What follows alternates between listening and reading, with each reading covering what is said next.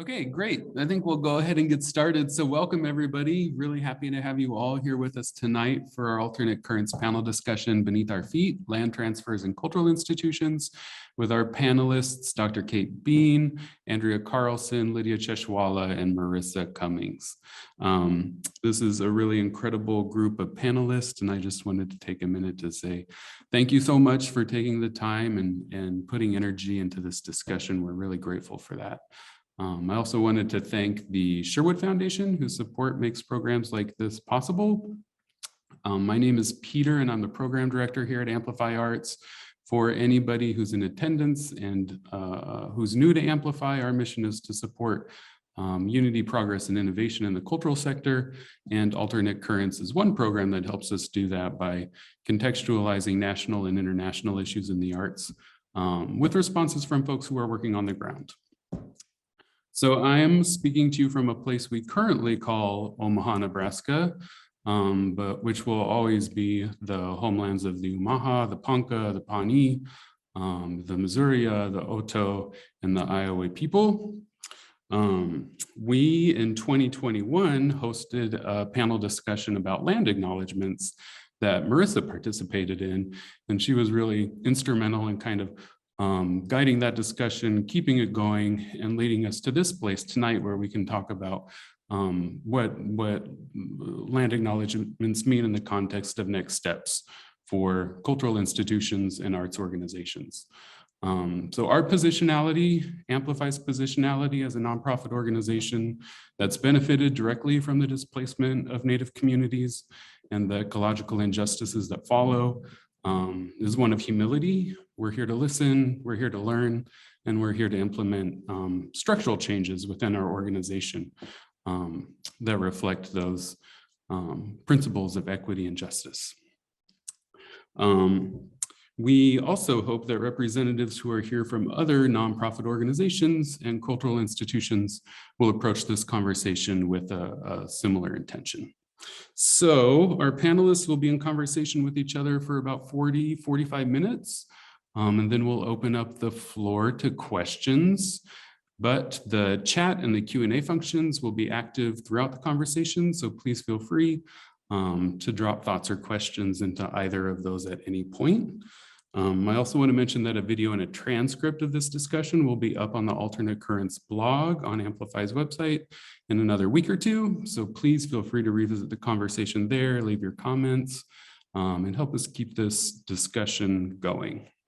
So with that, I will turn it over to Lydia. Thank you all again so much for being here, for your support, and for participating in critical discussions like this. Lydia, over to you. Hi, so my name is Lydia Cheshewalla, and I am a member of the Osage Nation, the Wajaji people. I am also descended from the Dakota Nations, the Cherokee Nations, and the Modoc Nations, and I am also Chicana. I am speaking to you right now from what is currently known as Tulsa, Oklahoma, otherwise known as the Muskogee Creek Reservation. But it is also the land of forced removal for many tribes who have ended up here. And it is the ancestral lands of the Osage people, the Caddo people, the Wichita people, Quapaw people. But it is currently home to many nations. And I'm speaking honestly in a place of curiosity and learning. I'm an artist. My practice, I consider it transdisciplinary because I research in science, I research in indigenous epistemologies, and I research in relationality, really kinship practices, particularly with land. I come from the Tallgrass Prairie, from the Pawhuska District in Oklahoma of the Osage Nation. And I've just been really passionate about learning about this ecosystem. It's an ecosystem that my people really have grown up on through many, many centuries. It's also an ecosystem that my people and several people of the plains help to maintain, help to create. And I value this ecosystem and this land because it's a really beautiful, renewing place of biodiversity. We see some of the greatest biodiversity on the prairie ecosystem. It also is an excellent carbon sink, which becomes increasingly more important as we face climate change. And so I have done my research here on the prairie of Oklahoma. I have researched briefly the prairie in Kansas through the Matfield Green Tallgrass Artist Residency. Last summer, I was up doing land management work with the Lincoln Parks and Rec in Nebraska. And I'll soon be moving to Chicago to also come creep on that prairie and learn about it. So I'm very, very loving of land and in a place of learning more about land always, and learning also the legalities around land and Native law.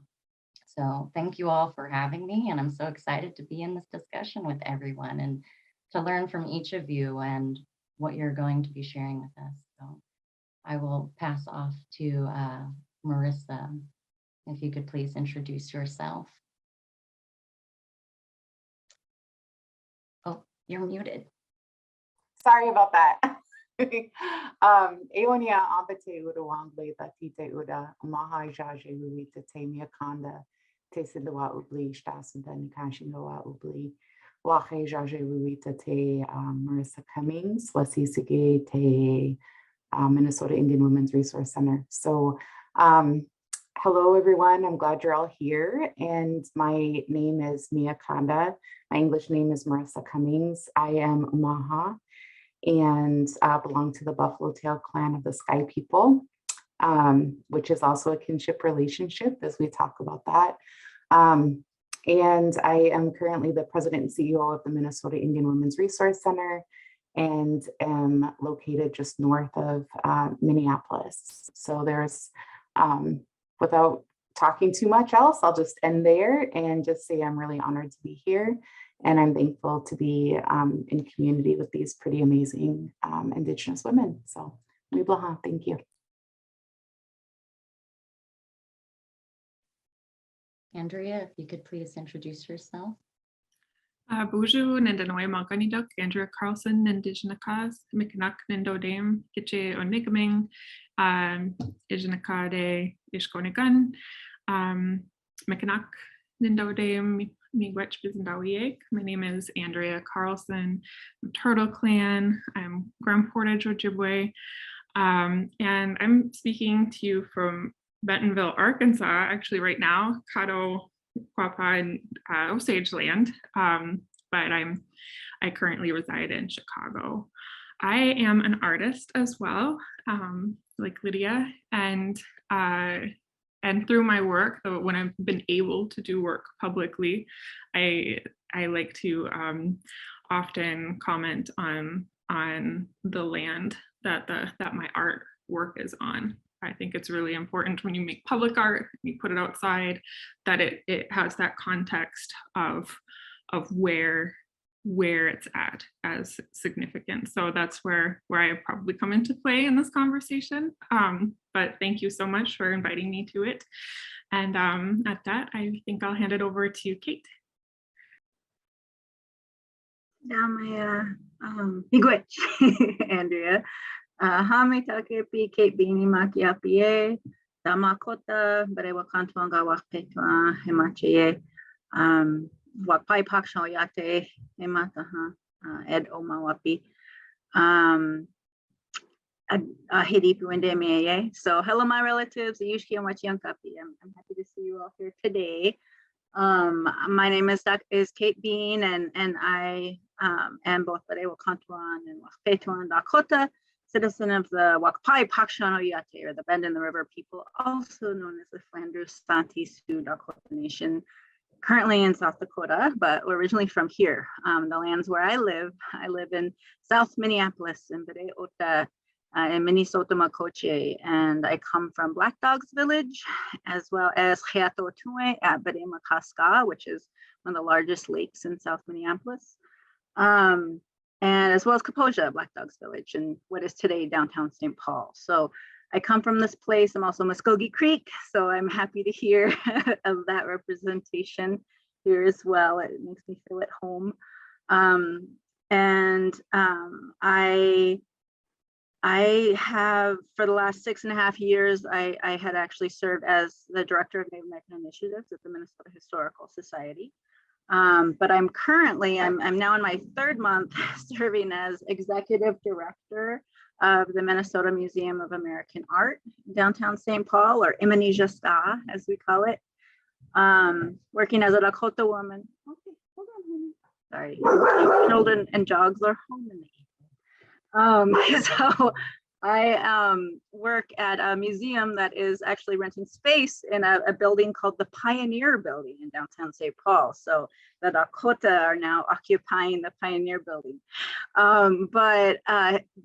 Previously, when I worked at the Minnesota Historical Society, I was involved in, okay, you can have an apple.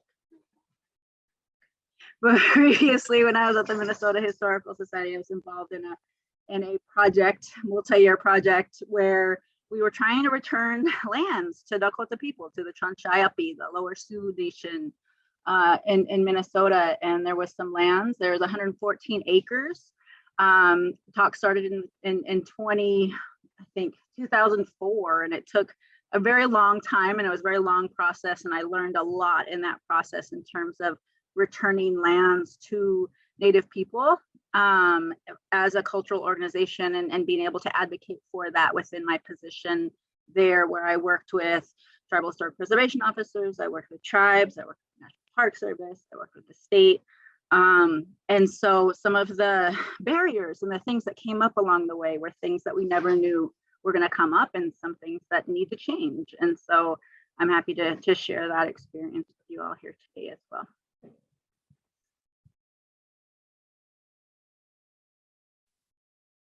Thank you. Thank you all for sharing. So the first question that we have is, so last year, Marisa, you were part of a discussion that was had around land acknowledgements. And you contributed to the discussion talking about broken treaties, sanctioned US government policies that severed many Indigenous people's ties to their ancestral homelands. So can you talk a little bit to build on that discussion about university land grants and the Moral Acts of 1862 for listeners who might not know what that is? Yeah, absolutely. So I actually want to reserve some of this conversation for Dr. Beane, because I think she has a lot of important content that she can speak to. But last year during the conversation, I am actually not a fan of land acknowledgements at all. And I understand where they came from in Canada, and I understand why they were established in Canada, where the population wasn't forced into removal the same way we were. Populations didn't move the same way that we had to after the invasion with our migration patterns. So oftentimes it's like, what year are we acknowledging? You know, is this 200 years, 500 years? Is it at the point of contact? Like what time frame are we using? And then are we really acknowledging all of the people that were part of sharing territory? And so I feel like we can get stuck in this colonial mindset of reservations and settler imposed boundaries. And in reality, our communities were so, you know, we had alliances, we had war, but we also worked together, and we had vast trade networks that went all the way into what's now South America. And so for that to happen, we had to have alliances, agreements, treaties with one another. And I feel like we lose sight of that. And I was at a conference at Pittsburgh where they did a land acknowledgement for the Osage. And so to me, I was like, huh, what? So I just really think that there's a lot more conversation that needs to happen. And I know right now, the Minnesota Indian Affairs Council had issued a resolution. So the Minnesota Indian Affairs Council consists of the 11 federally recognized tribes in Minnesota that share a boundary with the state of Minnesota. I should say, they aren't in Minnesota. They share a boundary. And they had a resolution addressing the Morale Act and established a Truth Commission. So that's some work that's happening here right now to try and rectify the damage that was done. But I'm actually going to hand it over to Kate if you want to talk a little bit more in depth about the act and the impact it's had on your community specifically. So thank you. Sure. Well, I think it's interesting when we think about land grant universities and that history. You know, the bill that passed in the 1850s for that act was passed by Abraham Lincoln. You know, and it was signed into law in 1862, which was the same year that Dakota people were removed from the state of Minnesota, the same time period in which my family was forcefully removed under military guard and my grandparents were put into prison. And, you know, when we think about the history of how these schools started and what their intentions were and the impacts on our communities, we can learn a lot about where we are today and why we're in the situations in which we are in today. I think that it's important for people to understand the histories of not only our cities and our states and our lakes and our buildings, but also our educational institutions. And I also understand the ways in which land theft impacts and treaty language impacts how and when people are educated. Understanding some of the promises that were historically made to support Native students in particular that were not upheld and have not been adequately supported. And so, you know, when there's a lot of talk over the last few years, the last couple of years in particular, around land grant universities, about the history of some of these schools that were originally, you know, some of the schools were originally created to educate Native people, and our land was taken from us to create these places of learning, which excluded us as well. And so I think that, you know, one of the things that we often talk about when we talk about land acknowledgements, and I'm right with you there. I have a hard time with land acknowledgements. As a Dakota person who lives in my own territory, am I supposed to start an event and say I'm home? You know, it's one of those things where I understand the tools. I understand it as a resource, as a starting point, as a way to be self-reflective. But we have to really think about what is the direct action that can take place. And part of that direct action is understanding the history of our relationships, the genealogy and the acknowledgement of our relationships with Indigenous people, whether it's as schools, as organizations, as museums, to acknowledge that history, to put it out there, and then at some point getting past acknowledgement. We've been working and I teach Native Studies at the University of Minnesota, you know, but we work so hard just teaching people who we are and educating people about the fact that we're human beings and that we're still alive today. And we have consistently been trying to get past that moment of recognition, of acknowledgement, to get to where there's actually recourse and reparations, and a response and a direct action. And that's where I think these conversations can be really helpful.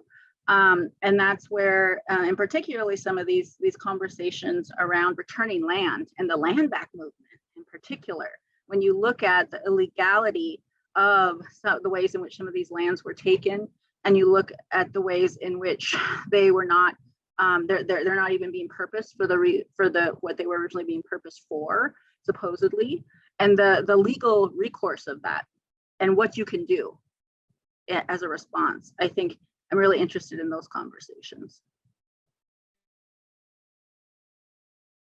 Yeah, I can't speak to the Morale Act or land grab universities. I've definitely been a beneficiary of various institutions that have histories in land grant or their land grant institutions. And I've spoken at these schools, and I went, you know, to one in particular. So, but I will, like, you know, like towards that end, and maybe to even reinforce, like there's some schools that a lot of people don't even think of as having a mandate or a charter to serve Native students, like Harvard.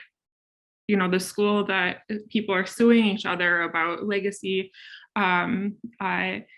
people who are given access due to legacy versus race and that kind of thing. But that school was founded to serve Native students. And I think that often when we have conversations about resources and access, so often Natives are saying, can we have some space? And there's a layer of irony when it comes to like Native artists who are making art on their homelands or even, in North America, and we don't have access to institutional spaces. We don't have access to walls. We have to make our own spaces.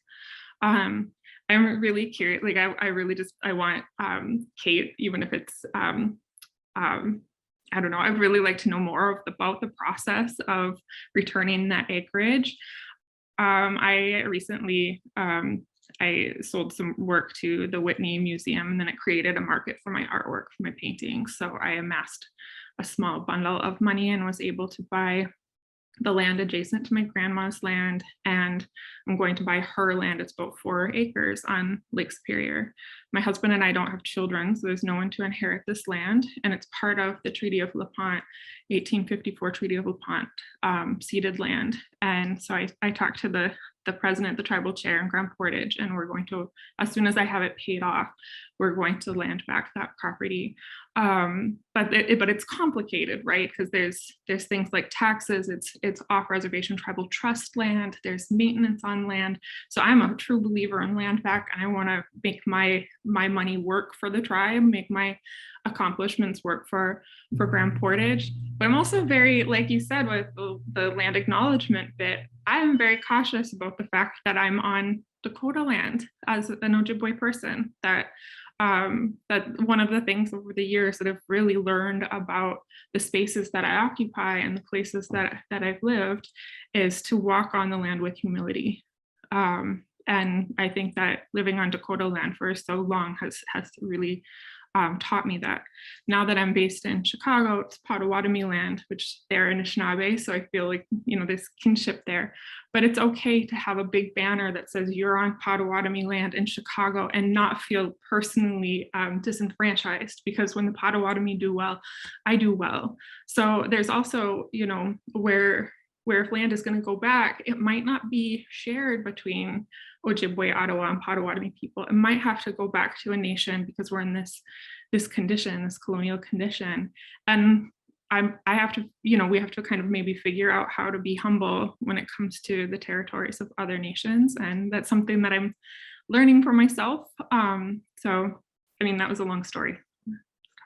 Can I just circle back real quickly to the morale? And I just want to give an example. So the Omaha people were traditionally woodlands people. And during the migration, we were in this area, and we always had really good relatives with our Dakota relatives. We always had good relationships. And we signed the 4th Treaty of Prairie du Chien, which gave us a piece of land that we were on, and that encompasses both Lincoln, Nebraska and Omaha, Nebraska. Omaha means the people who went upstream. Nebraska means land of the flatwaters.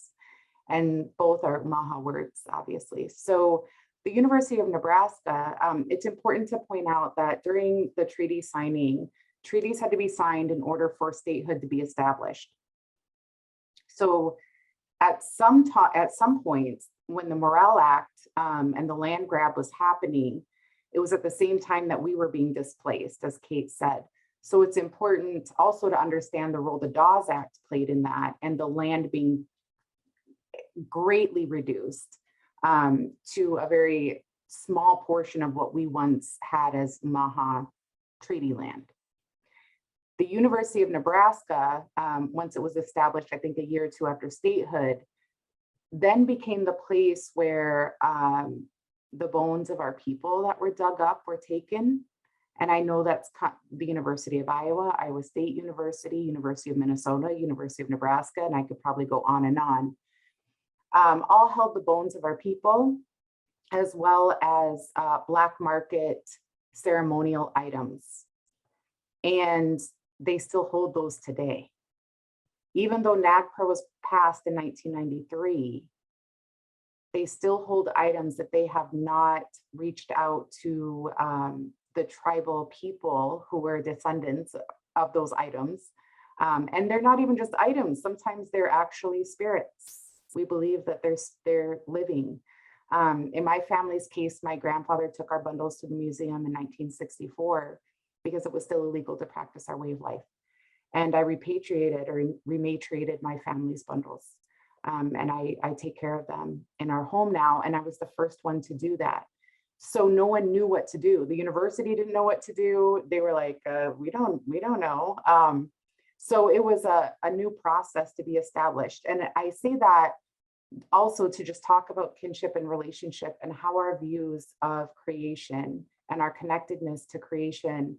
When we talk about land, it's not dirt, it's not mud, it's living. Like literally our ancestors are in the land. She's living. She's our mother. It's not just a thought or something we throw out there, Mother Earth. Like, no, she's literally our mother. The moon is literally our grandmother. And so I just wanted to point that out because for me, it's hard to say I have ownership or I have any type of hierarchy over a relation that I know is going to outlive me.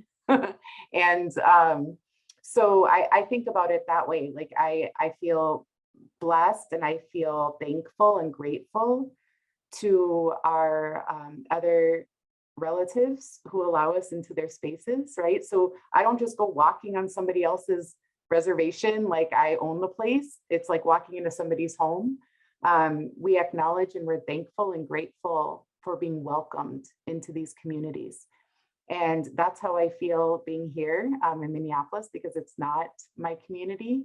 It's a feeling of gratitude. And so I just wanted to point that out and also point out that statehood, again, would not be established without treaties, that those treaty obligations have flipped in a way that we are begging for our way of life every day. And the universities are part of that systemic system of oppression, and it hasn't ended because they still hold our cultural and spiritual items and our people in those spaces. So I'll stop now. I appreciate everything that my sister here just mentioned, and I think that, you know, it's interesting when you think about treaty history. You have to flip the script about a bit. You know, when I teach a lot of young white students at the university, and I teach courses, and you know, and of course, my courses sometimes can be more diverse, but this semester it's not. I don't know why, but it's interesting to I always ask my students, you know, who do you think is impacted by treaties? And they don't realize that they are, that every single one of them is, and that it's not that we gained rights, we retained rights, and if anything, we extended some rights to the United States. And you have to flip that script. And as a Dakota person who, you know, all our treaties were declared null and void after we were kicked out of the state, removed under policies, the Removal Acts of 1863. And so for us as Dakota people here in Minnesota, if we come from a tribe that was a part of the community that was removed, we're treated differently. We don't have representation within the Minnesota Indian Affairs Council. We don't have representation within the state. We don't have representation within the tribes here, other than personal relationships and forging that, you know, as families. And it's a divide and conquer strategy. It's a way to keep us divided from each other and to keep these borders between us. And, you know, the University of Minnesota recently announced that they were going to offer in-state tuition or free tuition for Native students. And it was this big news. Majority of the Dakota students who attend the University of Minnesota are from tribes outside of Minnesota. Yes, there are still a lot that are from Lower Sioux, Shakopee, Prairie Island, and Upper Sioux. But majority of Dakota people were removed from the state. And unless you come from a tribe that is still in the state of Minnesota, you can't take advantage of it. So even though I went to the University of Minnesota for 10 years and I teach there, I still wouldn't be able to receive that benefit My children wouldn't. And a lot of the people I went to school with, a lot of Dakota people would not receive that benefit because our tribes are from outside of the state. And again, they're looking at a response within their own colonial structures, not for what works for us. And when we've seen, with the land back movement in terms of some of the work we did at the Minnesota Historical Society to return land to the Lower Sioux, it was barrier after barrier. And it was things like lock-on status that was put on a parcel of land to keep it accessible to the public forever. And if the tribe was going to take on the land, they wanted to put it into trust. Legally, they could not put it into trust if lock-on status was there. So we had to get the lock-on status removed. There were things like legislative amendments, legislative work that had to happen. We found out because we wanted to transfer 114 acres as well as the Lower Sioux Agency building, which is a historic site, very important to the history of Dakota people and what happened during the Dakota War. And we wanted to return that building to the community. We weren't able to return the building. We could only return the land because bonding bill money had been used to update the HVAC system 10 years ago or 20 years ago or something. And so it would require legislative approvals to return those buildings. So the buildings still have not been returned, even though the organization desperately wanted to return the buildings. And so there's barrier after barrier, and often those barriers aren't thinking about what works for us. Then you have the backlash from the community who says, well, we want to be able to still visit these lands. They're going to put a casino on it, and all this stereotypical racist stuff. When in reality, the tribe is like, yeah, we want it accessible for everyone too. It's our story. Let us tell it.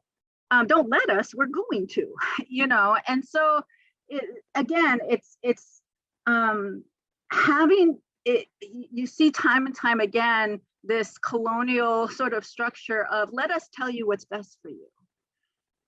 When that's not the case, we know what's best for us. Our communities know what's best for us, and we know how to do it. We know how we work. We know how we operate. If we were allowed to engage with one another and not have to worry about what the repercussions are going to be across political borders, if one tribe receives the benefit of something and the other tribe doesn't, it is, that is all, those are the colonial systems that have been put into place from the beginning to oppress us. And it's just continuing that same path forward unless we change the way things are done.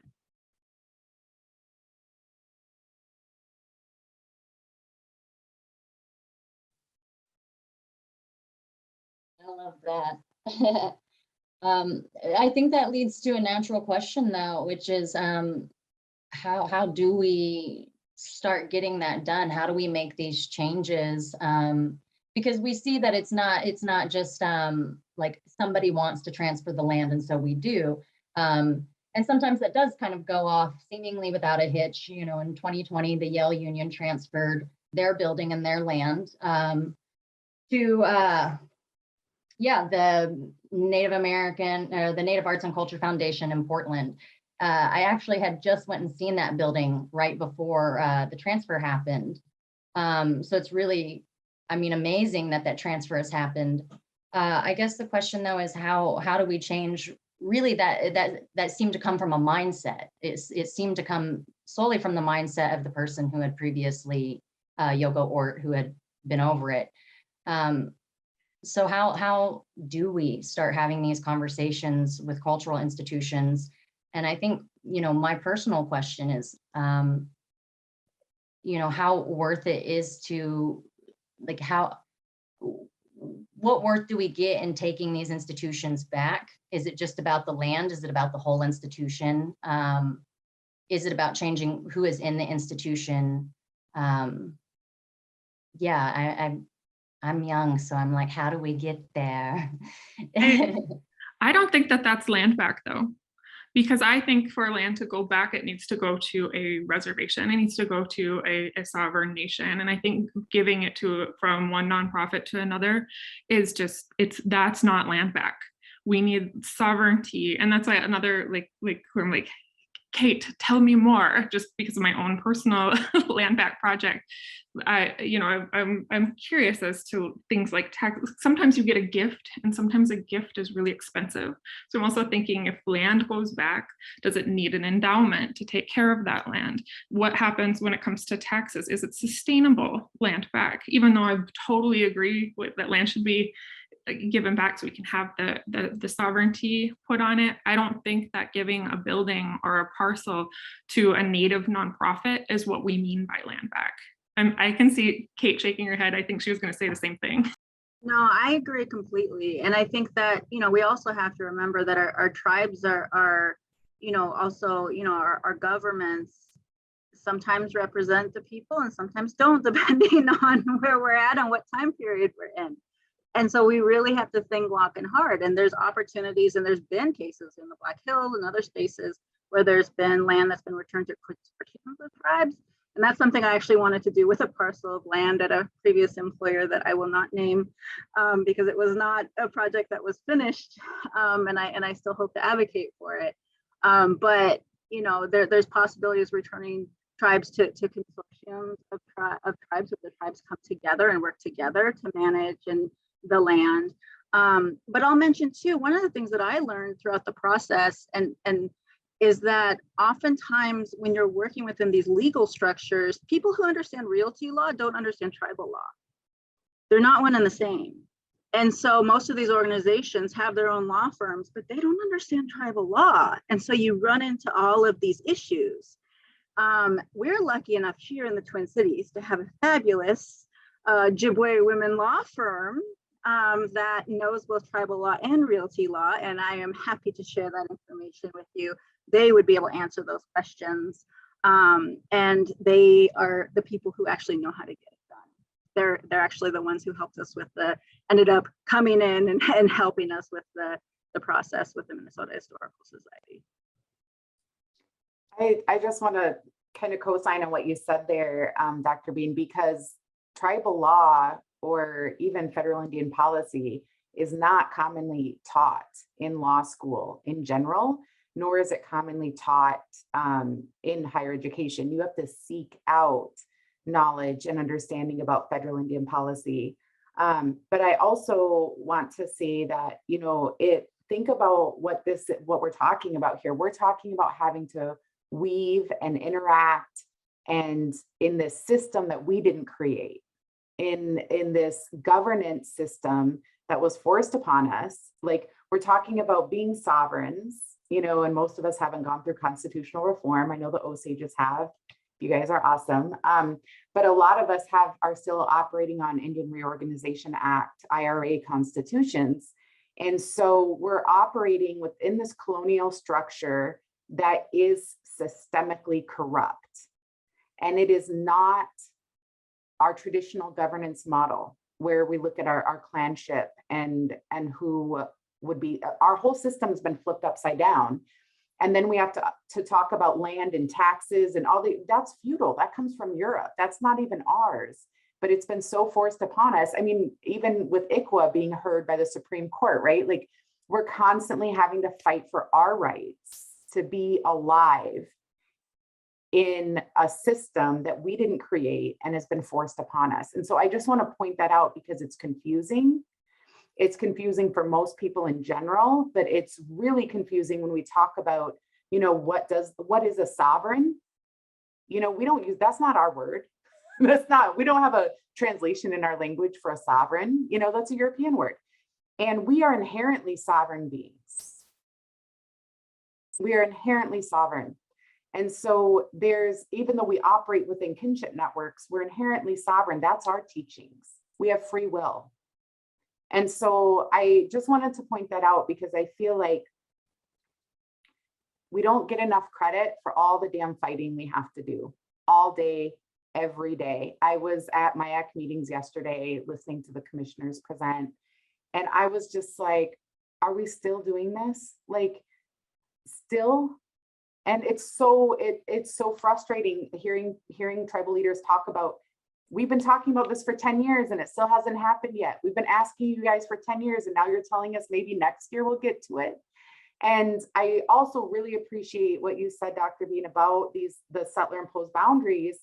And where I grew up, we were very close to the Hangtua and Isanti people, and knowing their story. Like when I even drive by Fort Snelling, like I get sick to my stomach. I get like this weird feeling of like fear and anxiety and sadness. Like sometimes I'll even start crying. I'm like, what the heck? Like that wasn't even my people that happened to, but I've heard those stories. And from people who are also survivors of that violence that was inflicted upon them. And so when we think of space and land and what it carries, it also carries the trauma that's been inflicted on it. And I know that there's other original people of this land that go by that space and can feel the same thing that I feel. Because what I see in my head is a camp. What I see in my head is that people getting put on steamboats. That's what is in my head and in my heart. And so I just want to point out that land has emotion tied to it. It's a spirit. And so it carries that. So when we talk about land back, also, it's like, okay, well, look at the Prairie Island people that have a nuclear plant on their land.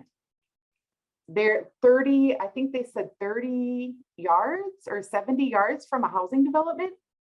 Their babies are growing up next to a nuclear plant. So that's the land that they're going to give back to us. In my head, I'm like, that's what they're going to do, right? They're going to give us this land back that we can't do anything with, or that's poisoned. Because the reality is that all federal policy has targeted their access to land and our resources. They want our land, they want our resources. Once that's used up, they don't care about it. So I'm going to stop now, because now I think I'm on a tangent. Well, I just mentioned, my brother-in-law lives in Prairie Island right down from the nuclear power plant. He has struggled with his health and cancer, and these are realities.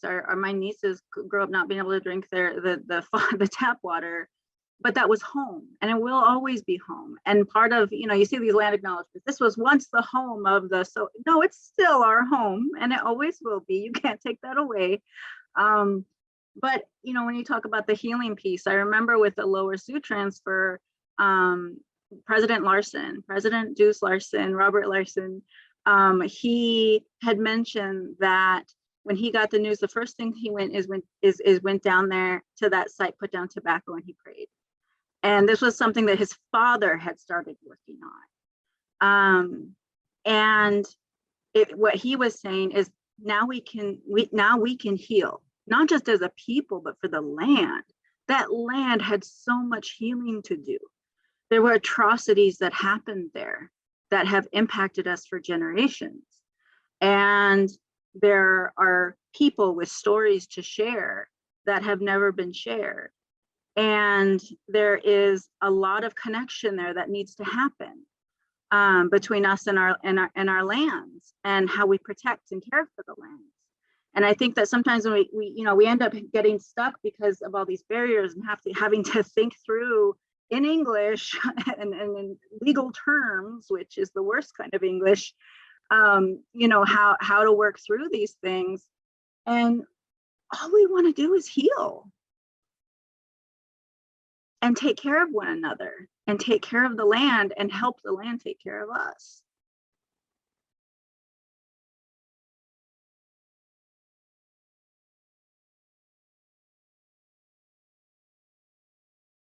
That was just perfectly said. So I don't think we can, that needs to be the quote for the evening. I don't think we can expand any better than that. Yeah, I'm definitely holding that space that I feel so educated right now by all of you. And just also, yeah, feeling deeply what has been said about relationship to land. And thank you.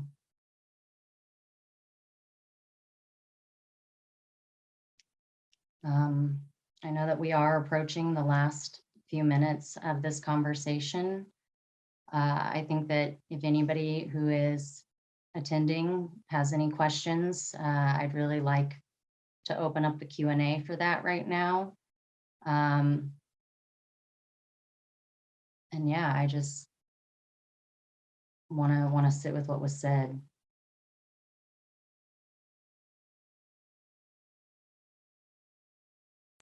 Maybe while we're waiting for Q&A to come in, there's another observation that I think might go into this conversation, which is that idea of public land.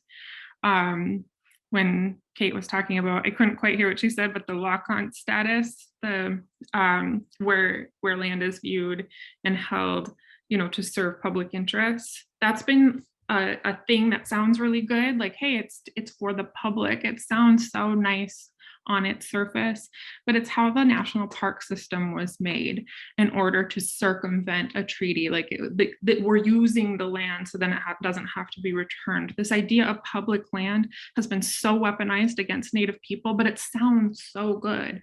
We often hear about DEAI work and equity and inclusion and things like that. And it's like, well, equality for such an imbalance feels like all lives matter to us when we actually need a boost. So I think that we need to, whenever you hear about public lands, you need to question it because it is often weaponized against Indigenous people. So that I feel like that belongs somewhere in this conversation, but while people are maybe coming up with questions, I thought I would drop that in. I'm so glad you said that because I just saw Anti-Face Spotted Eagle posted today about a conversation that was had with Yellowstone. And that's exactly what they were talking about is Yellowstone National Park, how it was formed and the treaties that were not acknowledged in that process. And so I so appreciate you bringing that up because that made me think a little bit too about, I think about spaces. We have a historical site called Che, but it's, what do they call it? Blood Run. So it's a bi-state park, South Dakota and Iowa. And our people live there with the Oto, the Iowa, and we're in very good relation with our relatives. That it was a huge trade network, trade site. And I remember being part of that process. And it was so heartbreaking, seeing what was done, what was built, where the things were built. We just had no say on the South Dakota side. On the Iowa side, they're like, you just tell us what you want. And it was like two totally contrasting experiences. But whenever I go home, I go by there because that place is so meaningful to me. And because I know what's under the ground there and those mounds that are there. Linked to Jeffers, petroglyphs that are up here. I mean, these sites are also linked if you know that history and those migration patterns. And so it's heartbreaking to me to see how states take possession of that, or the National Park Service takes possession of that. And then we don't have full access to the medicines, to the ceremonial sites that are there. And even the way we won't even talk about how the river's been moved and how all of that's happening in the E. coli that are in these beautiful sacred places. So it's all interconnected. So thank you for bringing that up.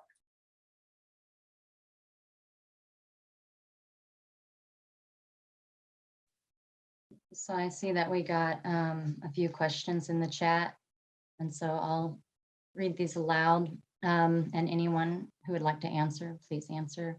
The first question is, did the appointment of Secretary of the Interior, De Palanland, make a significant difference in the way that we're able to approach the land restitution, land back work?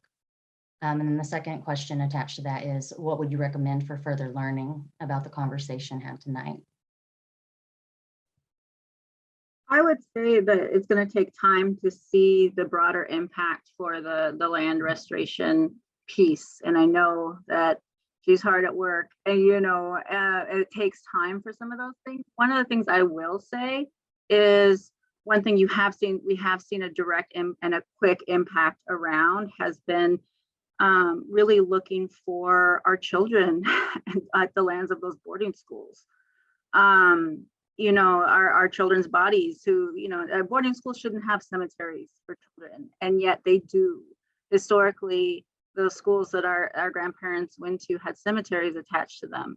And one of the ways in which Secretary Holland has been very impressive is in making sure to get the report out in terms of working on finding out where those children are buried, and working towards doing ground penetrating radar to try and locate and try to return those babies home to our families and communities. Last week, Sisseton community signed the documents to return some babies home. Rosebud did this last year. Other communities are bringing babies home from Carlisle and other schools. And when we're talking about land back, we also are talking about our babies back. There's a lot of that needs to be done. And she has a big job ahead of her. And I think we will continue to see progress. And that's just one thing that I've been thinking about a lot lately, and really thankful to her for her work on.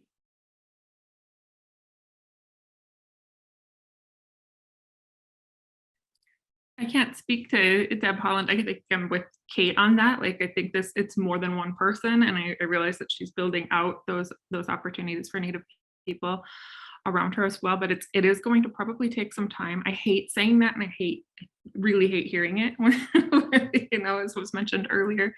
But there's things that, like, at a federal level, that's where you have things like the national park system, but on state level, it's really, there's some really interesting things happening. Since moving to Illinois, I've been put on the Illinois State Museums Board, which you wouldn't think would have anything to do with land back, but how it's run under the department that it's run under, we can actually do land back. One of the museums is on a mound where this farmer slash doctor, I don't really know, Dixon had stripped the top of this mound off to expose the bodies in the positions they were buried in. And then he built a structure over the top, and then that was turned into the Dixon Mound Museum. And they had almost like plexiglass floor where you could walk over the ancestors and look down into the grave. So that is a really problematic museum now. They closed that wing, the south wing, and they've also been, skirting NAGPRA since, 1990, or when 1993, I think, was the initial deadline to return the ancestors. But where do you return to if you've built a museum over the ancestors' bodies? And so that's a big, that's another thing. Like, Kate, sometime we're going to have to maybe take this conversation off so I can get some advice as to how do we land back these mounds? How do we turn the Dixon Mound Museum into a site of conscience, like where either the facility has to be removed, or if it stays, then it becomes a place to serve Native people. That's a big question, and it's a lot of work. But I also think that there's a lot of like sharing and exchanging resources and information so we can figure out strategies to get these things done. It's a lot of work. I'm the first Native to be put on that board, and I'm the only Native currently on it. So also, if you want to be on this board and you're Native, contact me because we have a position available. And in Illinois, there was removal of all of there's the no reservations reservations that were in Illinois. Yep. And so when we think about the people that are in, that mound, one, tracing that back. But my whole thing is, why can't they just leave the mounds alone? Because they're in private land ownership. It's the same thing we went through at Hay. Like, all of these farmers, they're selling land for development, and that's what triggered it. But they built a whole golf course on mounds, and they even had a gravel pit that was there were like pottery and shell-tempered pottery, bones, copper bracelets were coming out of this gravel pit, and this young boy was taking it out and stored it all these years. His dad is the one who owned it, but he took it out when he was a child. And those are the items that they now, use to study the site. They also put the railroad right through a huge snake effigy that was there. And so they destroyed this effigy, and who knows what was in the effigy. Also, if we look at Cahokia, they blew up and even at Wakantipi, they blew up the caves underneath. And we know what are in those caves. We know what lived there. And that type of trauma that we carry to this day, like, we haven't even talked about the trauma that we carry as a result of the land being violently attacked. right? But Budweiser stored their beer in these caves for years before they blew them up to build the roads. So all of this story has to be told, I think, so people know to think about it before they do it again. Even though so much damage has already been done. I don't really know much about land back, to be honest. Like, I'm still in the process of thinking, like, we almost lost our land in Parker versus Nebraska. It was a border dispute that went to the Supreme Court, and we didn't even think the Supreme Court would hear it, and they did. And so I think about all the tribes trying to fight just to keep our borders, or if you think about Chairman Fraser and what he was going through during COVID, just to stop people coming through his reservation, his community. You know, it seems like there's so many things we're fighting for that land back to me just feels so far away.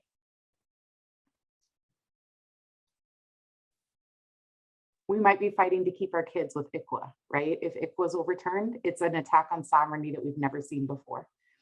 And not to mention our little ones. Minnesota is the #1 state in the country for removal of Indian children.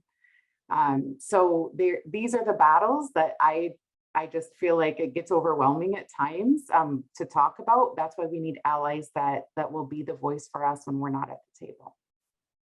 Absolutely. You know, I think back to some of the public meetings that I've been to for different projects in different instances, whether it was the return of land to Lower Sioux, or when we worked to restore the name Bade Makaska from Calhoun in South Minneapolis. The settlers who showed up with their racist rhetoric, who essentially pointed fingers at us and telling us that we didn't belong, and the political climate in which we're in right now, that's done a lot of damage and set us back. It is what it feels like. And I know my father's a community organizer. He reminds me all the time that it's an opportunity when there are tensions, when there are frustrations, if there's a fire, you go towards it. That's where the change is going to happen. And so I try and hold on to that, and I try and stay positive because I know that's an important value, but it's really hard, especially right now with all that we're dealing with politically in terms of, you know, just banning books and not being able to talk about the basics of our histories and having to fight to literally be at the table. That is such a good point. Part of being an Indian woman is that we a lot of times have children and they are around us all the time. So she should feel welcome to join if she wants to. But I think that's a really great point to make, is that I totally lost my thought. It's gone because now I'm thinking about kids. No, I think I agree. Maybe that the point you were trying to make is that it's a holistic thing that we're fighting. Like, we're fighting holistically on every front. That's not just land back. And when we talk about land back, land is, you know, an extension of body. It's an extension of culture. It is what supports our lives. It is what gives to us, and it is what we return to.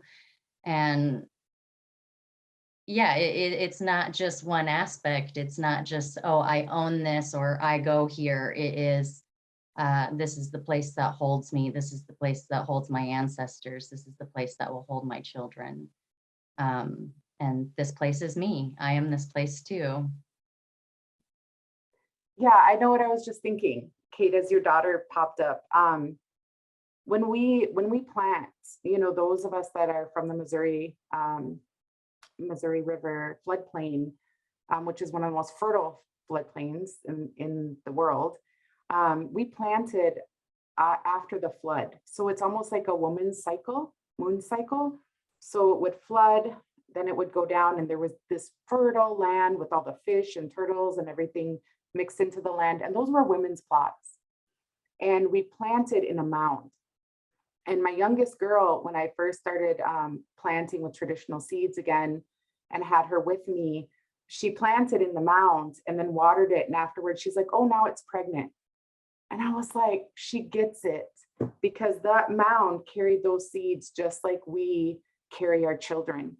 And that's our connection to her. That's our connection to the water systems. That's our connection to that spirit of life and creation. which we are directly a part of. And so I just wanted to, point that out. When we talk about land back, it's easy to talk about it in these terms of taxes and money. And, I was listening to a country song today that said, just buy dirt. Have you guys heard that? It's a country song, and it's basically about building a home and a life with a woman, but it's on buying dirt. And I was just like, I had to listen to it like 3 times to like hear what they were saying to try and understand. But for us, we know that the land, no matter where we're at, we're connected to her. When I had family come from the islands here, from New Zealand, the first thing they did was they wanted to touch the water on the river. That's the first thing they wanted. And it was like automatically, like, that's how we connect as Indigenous people, right? We know we go straight to the land and just thank her and talk to her. And so that's where we come from. That's how we relate to one another and how we relate to this space of creation that we're on, no matter where we are in the world. So. Thanks for having your babies there, Kate, because that's what it reminded me of.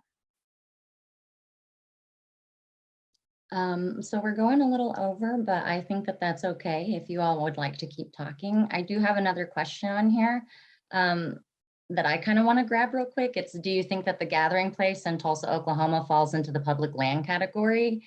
And I think that that's been a convoluted issue here. I think that they have tried to push it into public land, but I would suggest reading Russell Cobb's book, The Great Oklahoma Swindle, to really learn more about that being actually allotment land, and it taken from a Muskogee Creek man, actually, through nefarious means. So yes, I think it is currently classified as public land. It was not acquired appropriately, like many institutions were not acquired appropriately.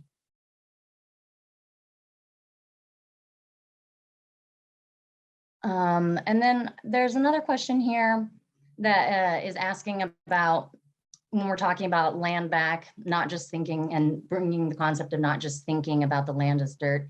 Are there ideas for reparation for lost fauna? Kind of like how we were able to restore Buffalo Nation. And I don't know anything about that. I don't know if when we talk about land back, if we are also building in, yeah, like what it takes to actually restore flora, what it takes to restore the microbes in the soil, what it is bringing in, like if we're getting land back exactly, like with the endowment that allows us to actually restore the land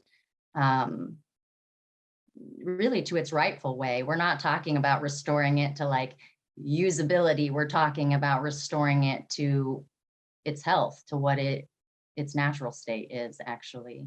And that natural state, I feel like I have to clarify, is not just letting it go wild, but it's relationship. A natural state is relationship. And, all humans, whether we like to think of it or not, in this westernized world, we are not separate from nature. We are part of nature. But I can't speak to those endowments or if that's happening yet. And Well, White Earth in Minnesota reaffirmed the rights of wild rice because it's considered, sorry, Dakota people, it's kind of one of the things that we, in our Great Migration, it's the thing that stopped us, not the Dakota, but the wild rice. don't quote me, I realize this is being recorded, but White Earth reaffirmed the rights of wild rice. And I think that's a really interesting tactic or strategy that Native nations can do, is reaffirm these rights and then protect these rights and fight lines, hopefully, maybe, I don't know. That's I'm just reading one of the questions here and talking about how to live with the land and opposed to resource extraction. One thing that also happened with these institutions is that they hold our seeds. So as somebody who's a seed keeper, and they're so beautiful. There's all kinds of really cool beans, and but when we think about the fact that we were starved out, or we were fed, well, in our tribe's case, I can't speak for all people, but we were not allowed to leave to hunt, and the buffalo were gone. And then they give us these horrible foods to eat, right? These government commodities. And then our seeds, our beautiful seeds, end up in museums. And they're being sold all around. There's people that sell the Omaha pumpkin seed. And we don't grow that anymore. So what does that say too about the obligation that these land grant institutions, I almost said land back institutions, these land grant institutions have to provide those seeds back to our communities? And then do they have an obligation to regrow those seeds, or to provide space to regrow those seeds for our communities, to feed our communities? Because I would say that would be a form of trying to make things right. Because they're right now, those seeds are just sitting around, and some of them are growing after over 100 years. They're growing because we have the songs that go with them. Sometimes those songs are even recorded, and the institutions hold those as well. So you look at this, dichotomy of like your language, spirituality, way of life is illegal, but we're going to take all the information we can and put them in these land grant institutions, and then we're going to be keepers of your knowledge. I just want to, when you were talking about seeds, I ran and got my Dakota corn that my daughters and I grow in our backyard. We got these seeds from our good friend Diane Wilson. And these are Dakota seeds from Lower Sioux. And thanks to her and thanks to our relatives, my daughters are now growing this back in our yard in South Minneapolis, where we also butcher deer. I don't know that our neighbors like that, but but I think, it's also a conversation about community health, right? And there are opportunities to restore access to traditional plants and medicines within these cases, whether the land is returned, which it should be, or if it's not, with the plantings and the restoration. And we're seeing more and more of that in the cities, where within the city parks, our people still forage for medicines. We forage for medicines in our neighborhood, and oftentimes they're sprayed with pesticides. And so we have to advocate for them to not get sprayed. I still remember, and I see Deborah, our friend Deborah Yeva-Pepin from the Field Museum is here. And I still remember going to visit that museum and walking out with my husband and kids, and they had sage and sweetgrass there. And she's like, here, pick some. And how that made me feel so welcome and so at home in the middle of Chicago. The feeling that I got was enormous. And there was a huge impact to that, to have that opportunity there, thanks to her. And it's thanks to those who are constantly advocating within these spaces to help provide that access to people. And Lower Fallon Creek Project, Rio Santo Nature Sanctuary, Prairie Island is going to support a medicine garden there. And the Science Museum has a medicine garden. There's medicine gardens, there's places that we can help provide access, because our community members do still forage, and we should not be eating pesticides within our cities as well. And just to feed off of that, we make milkweed soup. We call it wakatani. And that's something that happens a lot, is people spray milkweed and think of it as a weed. And for us, there's a certain time of year that we pick it to make a soup. And it's just these two polar ways of thinking, right? Like this weed that you spray and kill versus something that we know is valuable and yummy. But it has to be cooked in a certain way so that it's poisonous if you don't cook it a certain way. But I think about those spaces that we have to go to, and then there's always a fear. So I'll just pick anywhere. I don't care. I'll drive over the side of the road and just start, if I see something, and I'll have my tobacco in my car, and I'll just, go do it. And my kids will like videotape it. They think it's the funniest thing ever. And now they're out there doing it with me. So, but that relationship to me, I'm like, I wish somebody would. Please come tell me that I can't do this on my treaty land. Please do that, because you're going to get a lesson and you're going to get your feelings hurt. So that's kind of the way that I've even approached the parks. And when we were working with the Blood Run site, that's something they said is, oh, we can let you guys come pick your medicines here. You can let us? Well, we're going to do it anyway. So you can either be part of this or not. So I think that we really have to assert ourselves, that we don't have to be let to do anything when it comes to our relationship with creation itself. That is one of our, that is just something that it's a birthright.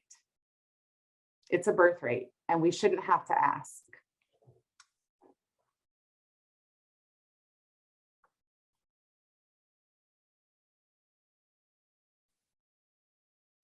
Well, y'all, this has been a really, really awesome conversation. And I'm just like so thankful to each of you for everything that you've shared. It's just been powerful. I guess my final question is just that, do any of you have any upcoming events that you would like to share before we go?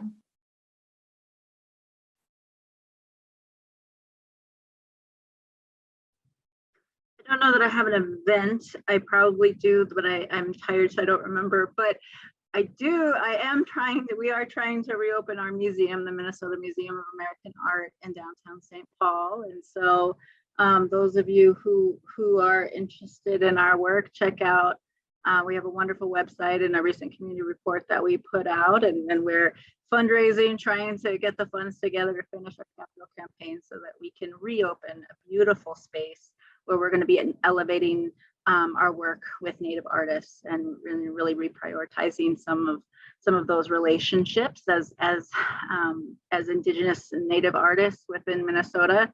We belong in our Museum of American Art, and so stay tuned for what we have coming up.